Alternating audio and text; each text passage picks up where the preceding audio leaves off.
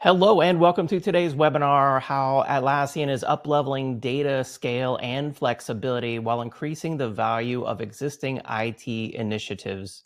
Thanks so much for joining us on this webinar presented in partnership with our friends at ActionIQ. My name is David Davis of Actual Tech Media. We thank everyone who took the time out of their busy schedule to join us on the webinar today. As always, with our Actual Tech Media audience, we want these events to be educational. We're all former IT professionals ourselves here at Actual Tech Media, and we know how tough it can be out there in the world of technology. We want to help you to solve your technology challenges on this event, and we do encourage your questions. We have a dedicated Q&A session planned at the end of the event, but we encourage you to keep those questions coming. Use the electronic widget there in your audience console. It says questions. If you click on the Q/A icon in your audience console, it will take you to that questions panel. And as I said, we encourage your questions. We even have a best question prize to help maybe shake some questions loose. We also have a number of handouts there in the handouts tab. There are 3 resources I want to call your attention to. One is why reverse ETL is the only one piece of the data puzzle. The other is why the composable CDP is now on the menu. And finally, the enterprise guide to composable CDPs. So make sure that you check those resources out. You can download those and check them out after the event.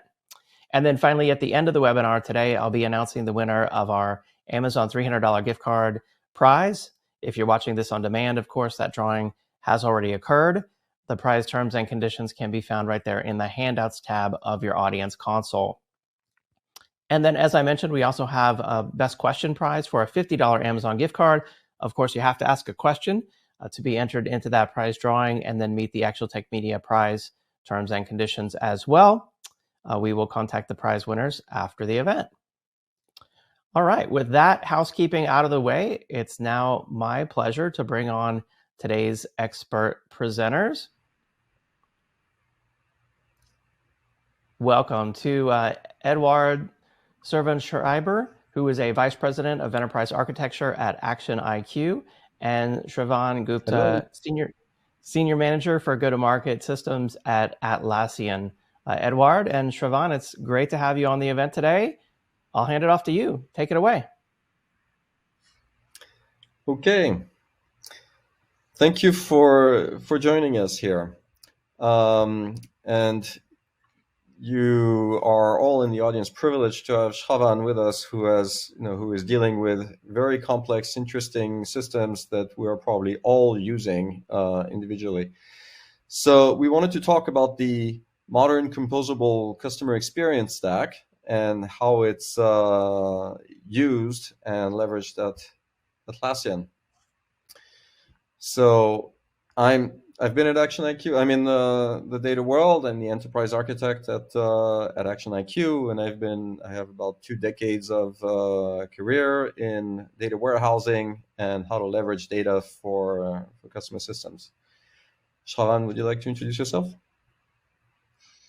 Sure. I'm Sravan Gupta. I'm a senior manager of go-to-market systems.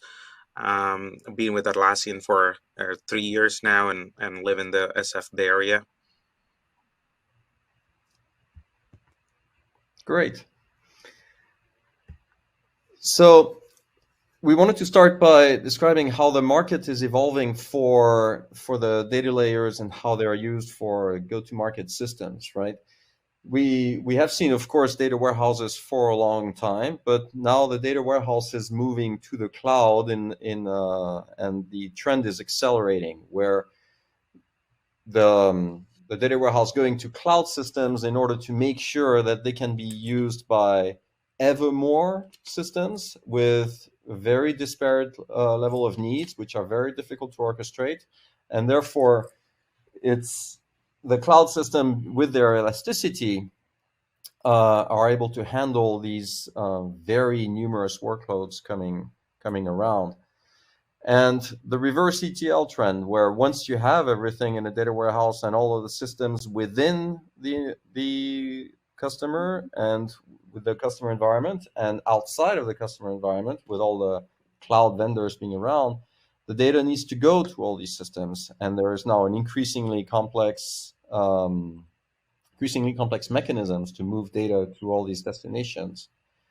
And the composable architecture, that is the fact that any large, complex, useful, interesting enterprise has very important legacy technologies and infrastructure that cannot move quickly. So any vision on how data should be managed or how these systems should be orchestrated together need to be flexible to make sure that they can live and use systems which are not necessarily in the target vision, and have to evolve with all the existing infrastructure. So the composable architecture is making sure that we can be gradual and flexible with the modernization and decide individually which components are built internally and which components are outsourced to different places. Sravan, how are these trends relevant? How were these trends relevant to you, and how do they work at Atlassian? How are you thinking of it? Yeah. If you talk about reverse ETL, it's very crucial for us because our data engineering teams have spent 3 years of effort in bringing business domain models that are optimized for the entire company, aggregating first party, second party, and third party data of the customer in our data warehouses in a very standardized, organized manner. And we would want to dip into that sauce. We want to use that as a starting point and not start over when we get a CDP and connect our raw sources into CDP and build all the standardization optimization and that we have done for 3 years all over again. And so we are doing reverse ETL processes, is in getting a lot of the standardized data from our data warehouses back into CDP. It gives us the speed to kickstart our marketing objectives like audience segmentation, journey orchestration, and be it omni-channel or so, using this reverse ETL process, and it was very effective for us. And then composable architecture, even though we made a decision to go with ActionIQ for our CDP solution, not all parts of the CDP are onboarded into ActionIQ, right? There are still pieces of which that we are choosing to build internally. For example, the recommendation engine. We have made a lot of investment in the recommendation engine for the last 2 years. We don't want to necessarily move all of that into the CDP. So being able to integrate with our internal services is absolutely key for us, and doing at scale is also an absolute key. So the composable architecture of ActionIQ, making it possible, is one of the main reasons why we went with ActionIQ in the first place.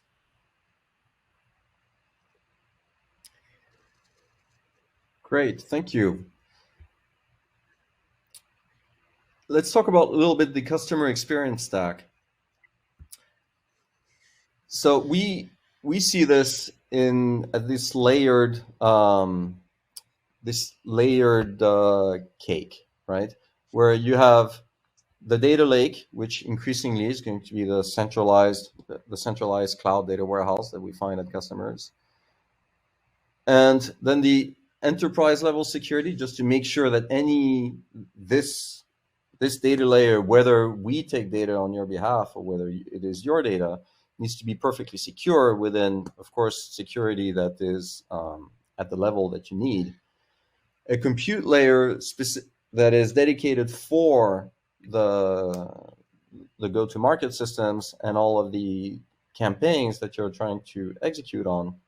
And then, of course, a UI on top of that enables business users to leverage the system. That is, of course, the target state is to enable business users who do not necessarily speak SQL or are familiar with all the data systems and technical systems which are necessary for them to execute campaigns. How were you thinking of this problem? How are the business users and the ecosystem of usage at Atlassian fitting into this? Yeah. We ultimately want our product marketing managers to be able to discover audiences or either create audiences as by themselves. But that is the future vision. It comes with a lot of questions about data governance. So we want a clear framework where we allow standardized data be available for audience segmentation for our marketing managers. So the setup right now is extremely oriented towards analysts, and analyst time is fully on demand right now with our internal CDP, because it makes it so hard to create that data governance at the compute layer, and so you're forced to use your analyst who knows your data in and out, and what tables to be used and what tables are not to be used.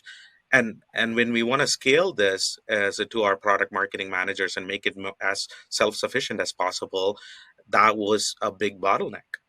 And we are able to get rid of that bottleneck when we create that enterprise level security, and move only standard tables to ActionIQ and improve the discoverability on the audiences that are already exist, and create and let product marketing managers create even more audiences. That's how we are handling this issue, from moving away from analyst time into more product marketing managers, is giving them self-service capabilities is in there. Is this governance effort, I'm allowing myself to have a follow-up question here, but is this governance effort something that was presumably already there before? How has it evolved now that you've adopted the CDP? Yeah, we take data governance very seriously at Atlassian, and customer consent very seriously.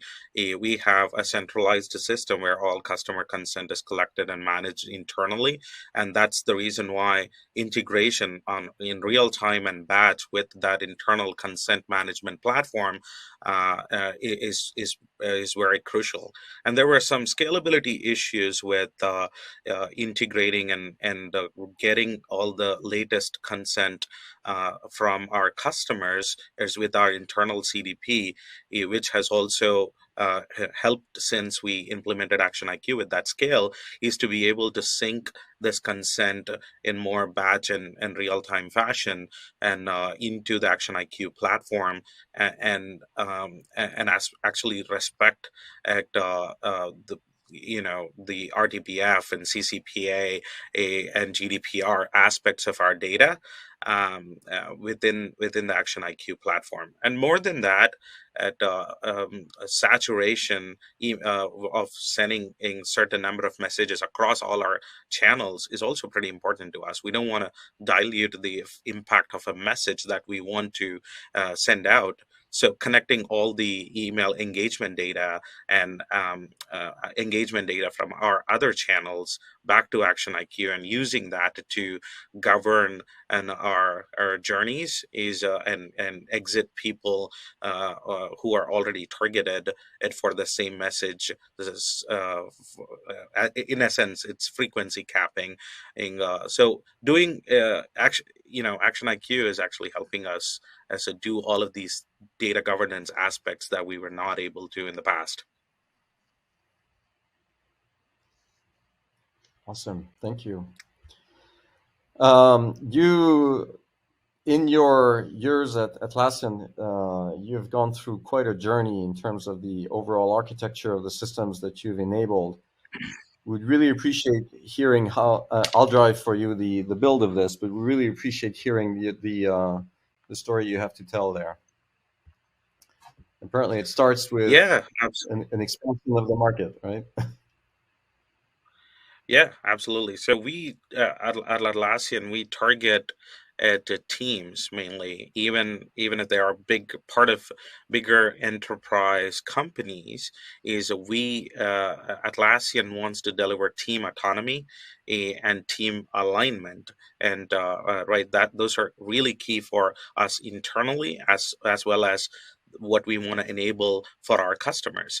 So uh, we are not deploying an enterprise is selling in strategy on our customers, even though they belong to enterprise companies. So we treat them as small customers, within a big company, and we target them as such. And so our adoption is very organic, since we market to these teams that are within in big, huge companies. And then we use Jira and Confluence as our land products to get to get wider variety of customers in and try our products, and then slowly expand to other motions, and have them go to from a standard to premium, as a go to market motion, and as well as cross sell our other products. So that's those are the big two motions that happen in our Atlassian land and expand. Which means that your core marketing is focused on farming the existing base, right? I mean, there's landing a first product, but the expansion of the Yep. product family of adoption is a core concern. Yeah, Is exactly. that fair? Because it's not only lead nurturing that is happening, it's a lot of contact nurturing. They're already in our system. We know what they're doing in our products, right? And we want to use that behavior to better serve our customers with the next best set of products that they can use along with the current products that they use to maximize their productivity, maximize their output. Indeed. What about your investment in data transformation? And you mentioned something of this, that it was uh, a core issue. What made it urgent? Yeah, as it was a multi-year journey to optimize and standardize data for the entire company, we want to use that. And in by no means I'm going to say it, and I'll be honest with about that it's optimized for our marketing operations, right? It is, so there's an extra layer of optimization that we needed to do, and we have taken made an attempt to internally build that CDP platform. But when we can do basic SQL audience segmentation, and also activate those audience to multiple channels.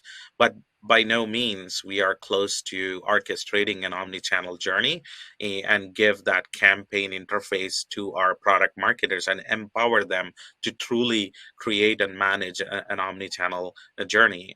And when we look to the development teams internally and ask them, and how long does it take for us to build something like that? Right, uh, uh, we have done multiple versions of this roadmap, but it looked like it's not going to take anything less than and 1.5 to 2 years for us to build all of that functionality in house. So that's where we made the decision. Okay, now we have the data. We want to optimize this further for marketing operations and go to market strategy. Great, but how do we accelerate the path of going to omni-channel orchestration, and power this data and use faster? That's where the build solution and was kind of it's still going on at a slow pace, but that's where we opted out for a buy solution. And I think this actually touching on sort of a core point that we wanted to emphasize is that you had to make some really important decisions with impact for years to come as to what you would invest to build internally versus what you would uh, leverage the ecosystem of vendor technology to accelerate the effort. How did you think of this choice? Like, what made you go uh, in one direction versus the other? Yeah. And it's not a binary choice. First of all, you can, because of the composable architecture, you can choose what are the specific capabilities that you want to build in house, and what are the capabilities that you want to lean on vendors that they have worked for years to build awesome products already, and you can make use of some of that awesomeness without reinventing the wheel within the company, right? So that was high on our minds, like what are we going to be a true differentiator in marketing by working on this in house, right? That's the key question that we ask ourselves, and we the answer to that, yeah, is yes, we will be a true differentiator if we worked on the recommendation engine, and because we know our user behavior the best, as to we know what behaviors we want to give higher priority for, because we know our business better than anybody else. So that those are the things that we wanted to work on internally, and the web personalization piece, as well as experimentation, and is also something that we hold dearly. So those are the things that we wanted to work on internally, whereas plain audience segmentation and discoverability of these, as well as activation into an omni-channel journey, we thought there isn't something that we are going to build that is going to differentiate us in the market. So let's look to the market and get this off the shelf. That was the rationale.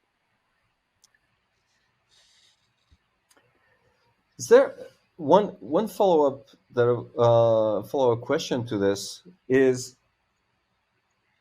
when you're making those decisions and those investments, how are you thinking of measuring the value or evaluating success in your choice? Because decisions like this, I'm sure, require some iterations and some adjustment as you go. And I'm wondering how Yep. you sort of engage the various stakeholders and the various organizations to define success and value. Yeah, that's a good question. We value KPIs over OKRs. That's the mantra that we have been in going after in the last 2 years. So we have really defined, irrespective of the tools and processes, the KPIs that we were targeting were, like, let's say, time to market for a campaign. And Hmm. we really had aggressive targets for us to get more efficient. And every time we do these campaigns on a 6-month basis, we were shooting for, let's reduce the time to market for a campaign by 15 to 20% or something like that. And it's not like we were, we were constantly falling short of that, because one, it's an aggressive target, and um, increasing engagement across all the channels, and taking actions from one channel and informing the other channel with less and less SLAs. These are the KPIs that we were measuring ourselves with, and these are true KPIs that we should be looking at, irrespective of the tools, whether it is internal or external, right? So with that kind of KPI, it's very much engaging the business side, right? These are not, Yeah, yeah. although you've translated them to technical measures, they're very focused on the business outcome. They are ultimately increased engagement. We want to show it is resulting in increased conversions and increased revenue, right? And there is a direct correlation with it. It's not just we are worried about the number of impressions in the paid ads channel, or number of emails clicked or responded to for our email channel. We want to ultimately measure it at all the way to how is it affecting our conversion rate, and how is it affecting our standard to premium conversion rate, or free to paid conversion rate, for that matter. Are you able to share some of the any sort of metric that you have been able to improve on this front? If not even absolute metrics, at least the percentage of improvements or something like this, or how long it took to see the needle moving. Yeah, I can share probably a couple. One is, I think I talked about the time to market. Within the 3 to 4 months of ActionIQ implementation after the pilot, we saw the time to launch an omni-channel campaign for uh, product marketing managers themselves or the internal operations folk increased to somewhere around 15 to 17%. And for paid ads, the scale of suppressions that we were able to do has also resulted in dollar savings by getting rid of the folks from getting targeted for ads at the right time because they have already converted, which we were not able to do with internal tools because the scale wasn't just there, right? So those are the two examples that I can think of off the top of my head. Thank you for that. And by the way, I think it helps to understand, since you've mentioned scale, you've mentioned scale a few times. It would be helpful if you could give a metric of the scale that you're dealing with. Yeah, sure. Um, And we're talking about close to 200 million in contacts, and these are and being able to activate at different levels for these 200 million contacts because these are people, but they could have multiple sites, so they could be part of multiple sites, and we would want to target them differently for what site they belong to, what instance they belong to, or what org they belong to, right? Right. So that you should multiply that number into the number of sites that they belong to or instances and so on, and that makes it really big. So if you're talking about 3 or 4 sites that they belong to, we're talking about 800 million activations, and for throughout the year for a given targeting. Of course, we're targeting all our 200 million and customers for everything, and but even if you slice it up into appropriate segments and target them and for across multiple campaigns, you're talking about 1 billion activations, right?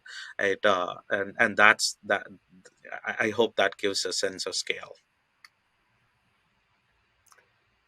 I think it does, for sure. Um,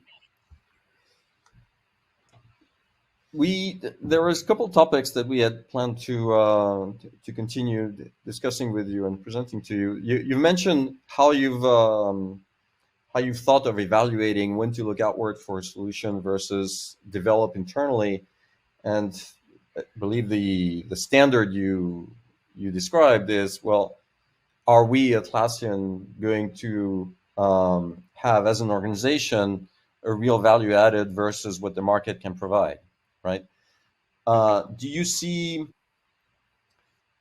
Are there other systems related to your go-to-market systems today where you see a challenge or something where your evaluation may have been now it's internal or it should be outside, or have you felt that some of the choices you felt of going outside now should go back in? It's like how has that gone, this evaluation of this principle? Yeah, just in CDP, we have gone out and then in and then out. I don't want to name names, but we had a CDP solution in the past that just couldn't scale for our needs. It's right. So after we were forced out of that solution, and because they just said, we're losing money on you guys. So we had to take all our customization data out of that, and that's where we started building out an in-house CDP. We learned a lot of lessons from that, and that's what made it super clear when we were looking for other CDP solutions in the market. What are the key problems that we want to look for outward solution, and is we just don't want a whole black box solution. We want a solution that's composable for the pieces that we want to pick.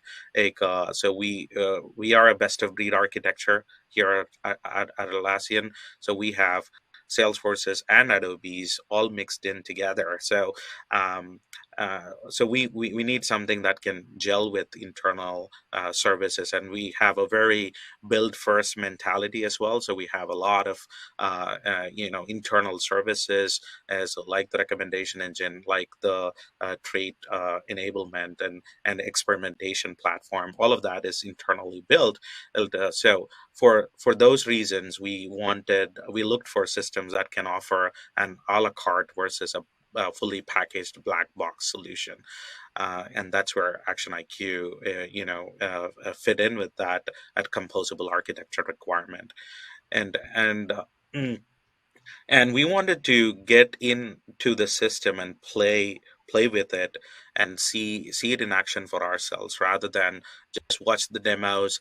And we wanted a vendor who believed in their product and had it had enough trust to let us play in the system even like in a pilot phase, even before fully signing the contract, right? And that's where ActionIQ was also, among all other vendors that participated in the RFP. Um, ActionIQ let us do more things in their platform and see it for ourselves that the pieces that we wanted to evaluate as part of the pilot are indeed doable and successfully doable with relatively less effort. Yeah, and I think I spoke to the There's outward solution aspect of it and the criteria that we looked at to evaluate these solutions. Oh, absolutely. There's we often see among our customers that there is not always enough thought put into the enablement and adoption of technologies that the IT organizations building go-to-market systems develop. And as your vendor here, I can see that you were pretty successful with that at Atlassian, and I'm wondering what you have. I think it's worth you saying a few words on how you've managed that, how you were able to make that happen. I would give a big chunk of that credit to our business partners, engaging with IT earlier and having a clear vision of the 3-year technology roadmap that is informed by the business strategy. And we were IT, was right in there from the beginning of the RFI, RFP, and actually doing the POCs with multiple vendors. And that is a component of post implementation enablement and adoption is how much it is part of the technology strategy and how IT teams are able to make themselves available and have their skin in the game with respect to implementation and enablement. And also enablement is in phases, right? We don't want the product marketers to go in there first day and it would be a wild west, right? And so we started off with analysts and a few trained operations folk, like, who got into the system, created some base audience, and along with identifying the right data to be moved and working with data engineering partners and bringing them along to keep the data in the right formats and keeping that ready to move in a sense. Um, yeah, so I think bringing all these different partner teams along and planning that enablement in phases is key for adoption to be successful. So there was really a co-ownership of the project and project success, it sounds like. Yep. So we have a clear what we call internally is RACI and DACI, clear responsibilities of who is the driver of this initiative, who is the a contributor and informed and approver right from the get-go, and having the key contributors in that contributor column, which that we be it IT, be it data engineering partners, is really key. Gotcha. And folks in the audience, this is our last slide before we go to the questions that Sravan and I will be happy to answer. And by the way, we urge you to put in questions in the system. in the Q&A system here so that we can see them, vet them, and ask them on your behalf after this. I think these were some points that we wanted to bring up on Atlassian and ActionIQ in terms of what was important to you. I was wondering if you could make a few comments on how this why these aspects were the most relevant. You have made a few points. A few points already, but I'm wondering if other things come to mind upon seeing this. Yeah, the only other point that I would like to make is the flexible data model, right? We don't just want to target users as just email IDs, right? There are multiple facets to a user or a customer at Atlassian, as I already stated about the customers belonging to different and sites and different instances. They're doing a variety of things within our platforms, and so that deserves to treat them almost as different people based on the actions that they are performing at these different sites, and target them completely differently for different go-to-market motions. And that is key for us, and making sure that when we are indeed targeting in the same person and for multiple messages, it's a you got to be really careful. You got to be fully aware of what is the overall strategy for that person, for that company, and being able to visualize that whole holistic data model between the sites, between the companies and the contacts, and being able to activate at different levels, and really is what we were looking for. And some of the other vendors that we looked at lacked a key component of this flexible data model and activating at different levels, which was one of the main reasons why we did not choose them. And in terms of governance or usage of the platform, how, given that you have different product lines, different user levels and user roles, do you have? I imagine you have a marketing team that is quite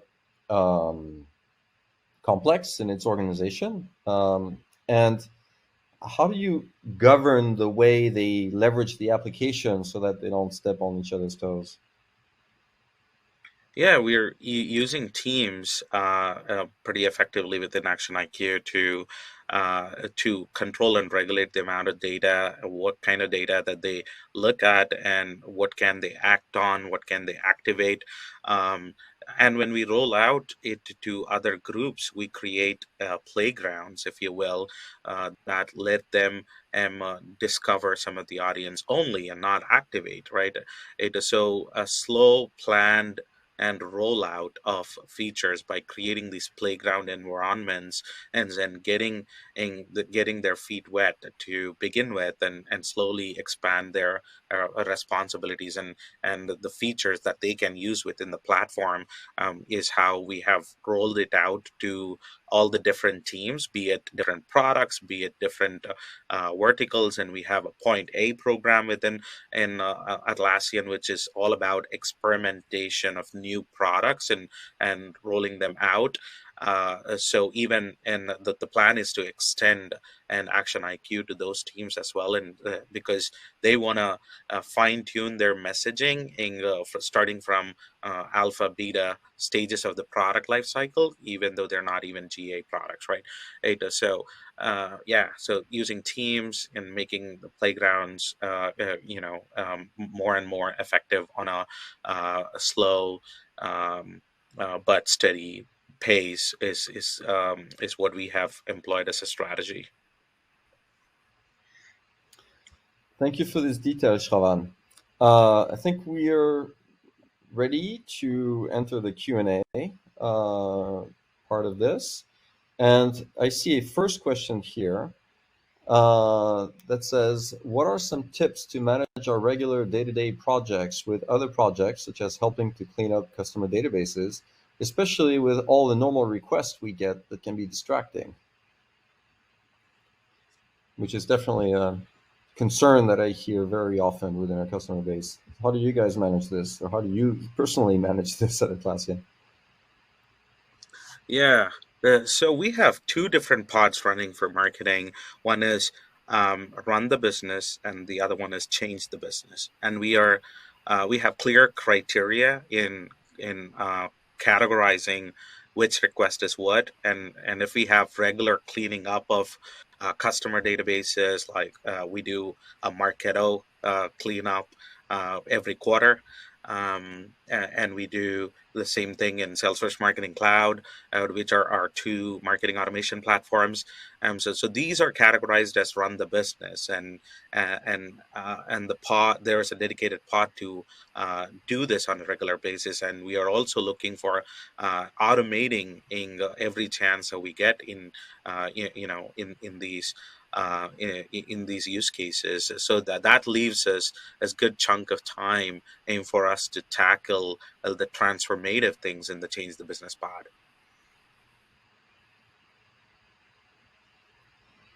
Great, thank you.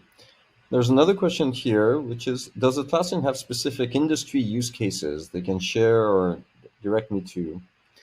But how are you differentiating your approach? And I guess it's if you are with the different industries that you're engaged with. Um, our segmentation strategy today does not classify our customer base as industry specific. We in fact, we look at the type of the worker that we are targeting. If all knowledge based workers are are our target customer base, irrespective of which industry they are, and that is where we target today. We don't fine tune and our targeting machine in to the industry that they belong to, and personalize our messages or personalize our ad campaigns into to those industry. Maybe that's a more B2B strategy as we mature our enterprise strategy. Maybe those use cases arise in the future, but we don't do a lot of that today. So you're much more focused on, I guess, the subscription aspect and adoption aspects, right? And it's less about the content of what they do than the adoption of the product overall, which you're tracking. Yeah, yeah, Because I must say that hearing how you're describing your campaign and marketing approach, it sounds very similar to even the way that our media customers are thinking of their world, right? Which is they hmm customers come, they don't necessarily reveal who they are. There is some adoption of the product, and they want to sort of convert them to the various media products they have, and to convert them into paying customers.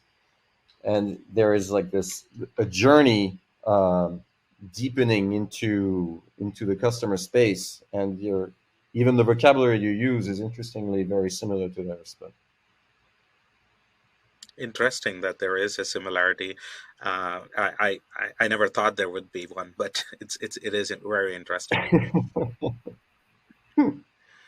um, another question that you've touched a lot on data governance and the importance of having a standardization of data. And here's a question on how does data governance play a role into this system? How do you make it work within the system so that it doesn't hinder or put in danger the marketing user? Yeah. It is a scary thought for us internally to let give up the reins from or pass on the reins from an analyst who is much more of an expert for in our data to product marketing managers. Will they understand the nomenclature? Will well we it's a history. If we we understand from our own experience that we can we can teach them. If we standardize, that part becomes easier. We created internal Mm. courses for product marketing managers to onboard themselves into the system, understand what we mean by these data table and what it is best used for. Having a clear data dictionary within the system helps that. And what fields do they want to use? When they are creating a certain audience, they can look at a base audience that are already created in the system by the analyst. They can get a feel for themselves. What fields do they want to use? What fields are more standardized than the others? So when it comes to first party, second party, and third party customer data. Um, and that sense of discoverability enables our product marketing managers to use the right set of data tables and data fields also for the right use cases. On top of that, when you layer in and give them more email engagement data, as well as other engagement data from our web and in product messaging, and so they're seeing all of that in action, right? What sort of engagement are they getting in response to a particular campaign, and how can they move the levers as using that engagement data, and suppressing people at the right time in their journeys, or adding people to different journeys that are even more impactful. So giving them those experimentation capabilities, as well as giving the visibility to the data, the engagement data, is how we are empowering them, and within the construct of the data governance aspect. There's another question here which feels like it's a great follow-up question. Within data, there's usually pretty sensitive data, or data that requires special protections, such as PII. And there is always a debate, which we hear about and understand of: do you reveal all the data, or do you reveal strictly what is necessary? How do you manage this? Yeah. We have gone through this difficulty, especially when we wanted to expand and the certain tools, expand our market to get FedRAMP certified, or even for other regulated industries, having data spread across, especially PII and UGC, it makes it even more hard to get any of the to if your go to market motion is to go after regulated industries, it makes it that more hard. So we are being extra cautious when we move the data, and having clear integrations with our what we call as an exterminator service. If our customers are want RTBF and GDPR capabilities, is taking in data retentions and data other data policies in mind, and we are extremely conscious about what data gets moved into ActionIQ, and what is the best way to move it. Is it just batch, or is it streaming in batch, or streaming through triggers? What is the best way to move that data? And I would not say that we have figured out the perfect methodology to get this all right. I think we are constantly iterating over that. And I just came off this meeting and from yesterday, where we are still figuring out how best to move the PII data, specific components of the PII data, into ActionIQ. So it's a constant iteration. Okay. And on that note, there's another question which feels like a good follow-up to your answer, which is: what were your criteria, or concerns, or what were you focusing on to ensure that the technology that you're bringing on board, so from outside vendors such as us, could integrate with your internal tooling? Because it's never perfect. Yeah. So what were you actually looking at to make sure that it was sufficient? Yeah, this was definitely high on our list given our best of breed architecture and a lot of internal systems doing other capabilities, as I said. And like bringing along technical teams and asking those technical questions as part of the RFP, and doing as much testing as possible in a composable manner in the pilot phase is helps us validate these requests, right? It's not just all you're not just listening to sales people making a bunch of promises about what their platform can do, but how much of those can you actually validate in terms of scale, in terms of SLAs, especially when it comes to real time. I'm when you have a millisecond and latency for an API, we would want to be able to validate that.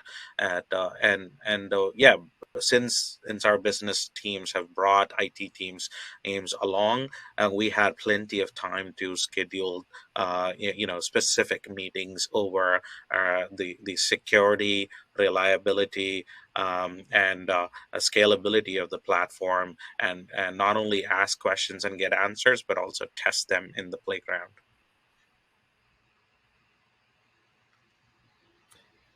Awesome. The There's a question here about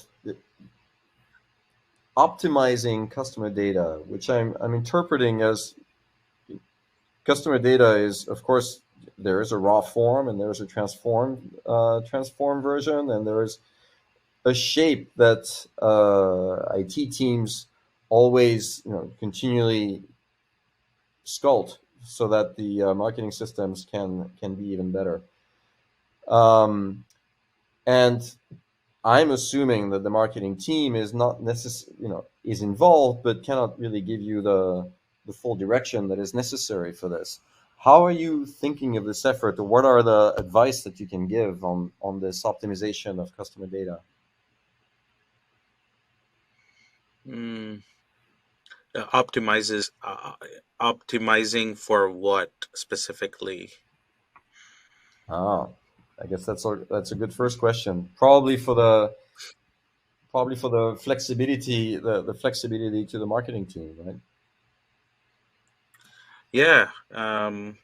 Yeah, like I said, the business domain models that you would create are optimized for the entire company, not specifically for marketing, because the data engineering team is, at least at Atlassian, is optimizing for the entire company. That means your sales teams, your finance teams, and marketing team is just one of them.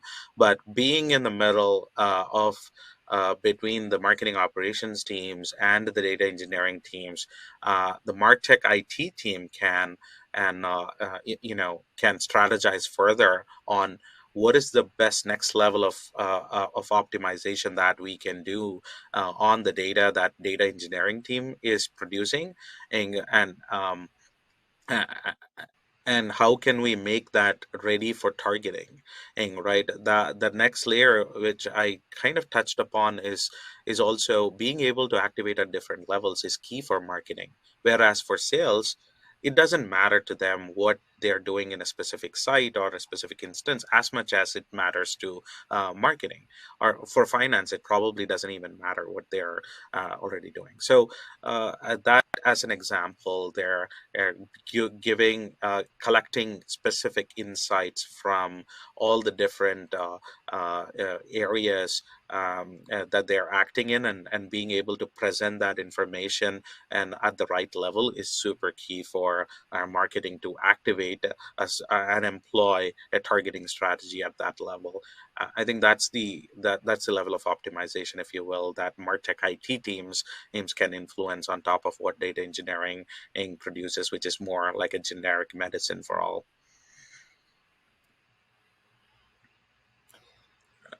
And I That see, brings up Ed, here another another question. question Yes. that you might be, a best fit to answer. Uh, we have lofty customer experience or marketing goals, but don't want to copy data over to new solutions from our warehouses. Like, what advice do you have for those? Yeah, and this is definitely a concern that we hear from many customers, as the focus on data security and data locality. It's the combination of those two, where once heavy investments and efforts have been put into building a centralized cloud data warehouse, ideally the data no longer needs to move, right? The queries would just go to the data rather than the data going to the query engine of the vendors. For that, ActionIQ is Mhm. enabling something that we're calling hybrid compute, where it's a combination of enabling data that we can have on our end and being able to push down queries to the systems of our customers, um, which of course is something that we hope to enable with Atlassian. Yeah, we're looking forward to it.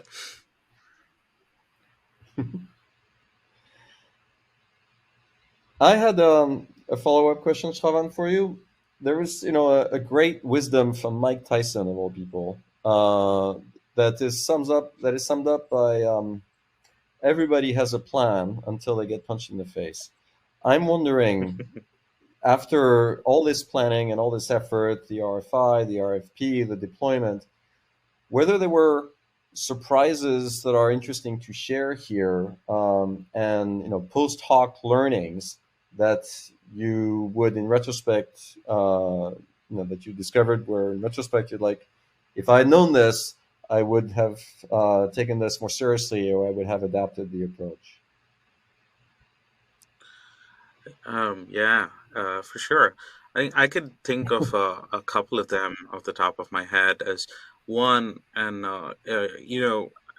there is not there is not enough that you can do to bring all the teams together. If operations teams have all these beautiful ideas, and when you get a tool that puts what you can do, from a timeline standpoint, 2 years ahead of what you can currently do, now you have given them some thought that you have to showcase, and now you have this awesome tool, and they start to think about use cases as starting then, right? But if you bring them along, and hey, if you're truly want to launch omni-channel campaigns, and once we have this tool on board, think of those scenarios now, because we will have this tool set up and ready in 2 to 3 months, and we want all of those use cases, right? It but where you don't want to do that with the hope that this system, does offer everything that you want them to have, and a typical mentality is to promise less and deliver more. So there is, you got to definitely act out with caution. In hindsight, I would have brought my all the different stakeholders is on board earlier. Now that we are onboarding this tool, let's accelerate that omni-channel journey. We all know that you want to do but think about that and create user journeys is with that in mind, because we can do this with this tool, right? So why I say that, because as we have seen delay in actually getting the use cases out, even though we have data to support such use cases, as well as the tools to support those kind of use cases. That being one. On the flip side, there's because of the technical involvement, you would want to integrate all the systems, and so that you want to integrate it with that 3-year technology roadmap in mind. And we took up, we want to get the Salesforce Sales Cloud integration going, and the Marketing Cloud integration going, and Marketo, and Launch Darkly, Optimizely, all of these different tool stack that we want to integrate with. There is a temptation to bite a lot more than you can chew. So yeah, you got to have realistic goals when you have these kind of tools that can and help you integrate with anything, and clear prioritization strategy among these integrations. Thank you so much, Sravan. I think this closes our Q&A session. Thank you so much for being here and answering, and giving us these insights on Atlassian. David, I want to hand this back to you so you can close this out with the Amazon gift. Absolutely. Yeah. Great presentation. I learned so much. Thank you so much, Edouard and Sravan. I really appreciate that. We got a lot of great questions from the audience. Before we go, I do want to remind everyone out there to check out the handouts tab. There's 3 excellent resources there. Make sure that you check those out before you go. A lot of great information there, especially around building efficient and successful customer data platforms with the ActionIQ solution. So make sure that you check those out. And of course, visit actioniq.com for more information. Special thanks to Atlassian for joining us on the event as well. Special call out to them. We appreciate that. And finally, it's my pleasure now to announce the winner of our Amazon $300 gift card. This is going to Alan Henton from Tennessee. Congratulations, Alan Henton from Tennessee. And we'll reach out to our best question prize winner as well. Thank you to everyone out there in the Actual Tech Media who joined us on the event today. I hope that you learned a lot and have a great day. Bye-bye.